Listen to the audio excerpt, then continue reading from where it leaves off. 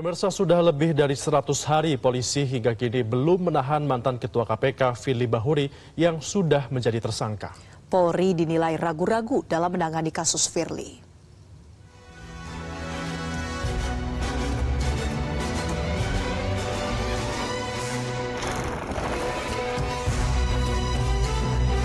Seratus hari lebih pasca ditetapkan sebagai tersangka kasus dugaan penerimaan gratifikasi, suap dan pemerasan terhadap mantan Menteri Pertanian Syahrul Yassin Limpo pada 23 November 2023 lalu, namun hingga kini polisi belum juga menahan Firly Bahuri.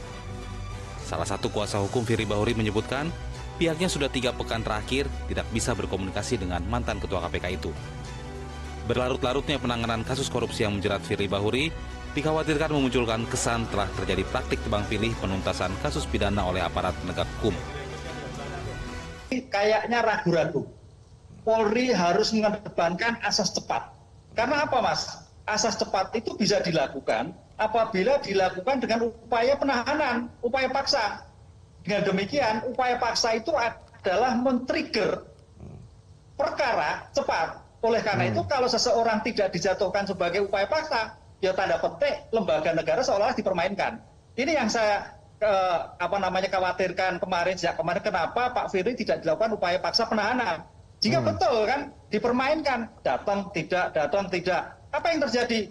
Masyarakat akan kecewa. Semua akan menilai sejauh mana keseriusan Polri, sejauh mana ketekunan Polri. Padahal bukti sudah cukup. Apakah ini ada faktor X? Ini yang saya kira tantangan bagi Polri ketika menentukan suatu kasus ada seorang jenderal. Tampaknya itu yang mungkin keraguan. Tapi senada dengan itu, peneliti Indonesia Corruption Watch atau ICW menilai tim penyidik Polri tak serius mengungkap kasus dugaan korupsi yang menjerat mantan Ketua KPK Firly Bahuri. Tidak adanya upaya paksa atau segera menahan Firly disebutnya akan menjadi pertanyaan publik terhadap profesionalitas Polri.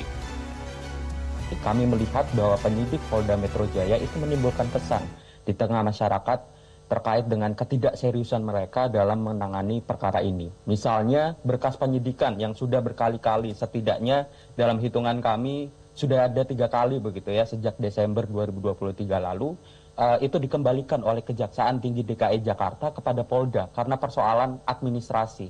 Di saat yang sama, alih-alih mempercepat proses pemberkasan P21, penyidik Polda Metro Jaya juga sampai pada hari ini belum kunjung melakukan upaya paksa berupa penahanan kepada yang bersangkutan.